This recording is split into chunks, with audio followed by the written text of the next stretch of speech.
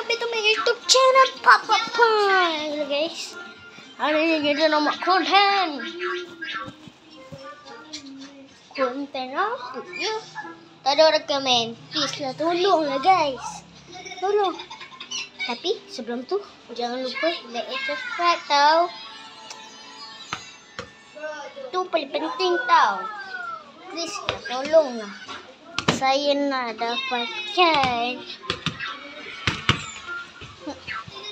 bola.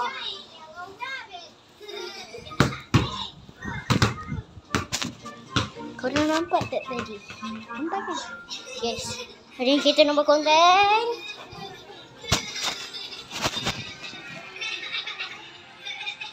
Tadi saya tengah makan tu. Hari ini kita nak buat konten.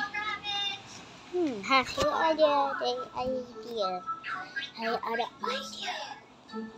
Saya nak buat konten kawan sahabat saya. Saya cakap nama dia. First pertama nama dia mestilah Putra. Nombor 2 Izzul. 3 Khalif. Nombor 4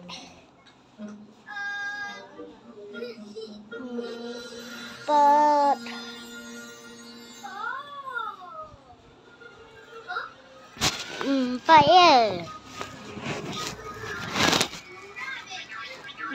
4. Wah, saya tanya. Nombor Hafaril. Nombor 5 Mu'az.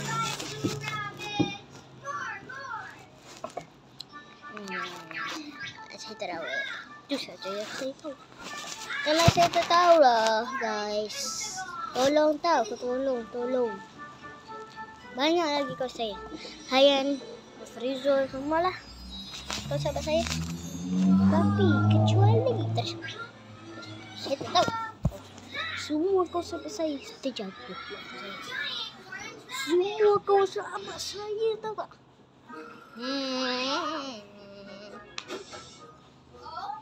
Kecuali perempuan. Bukan, tak boleh haram.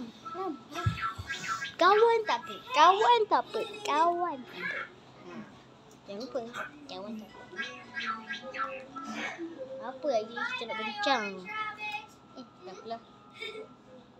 Saya nak duduk sana.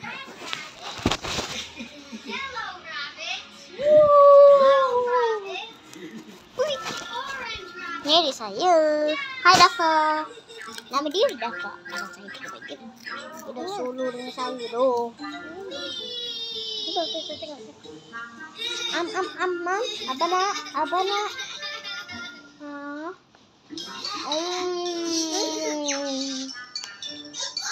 Sedap. Okay, sampai situ lah je. Bye. Jangan lupa like and subscribe tau.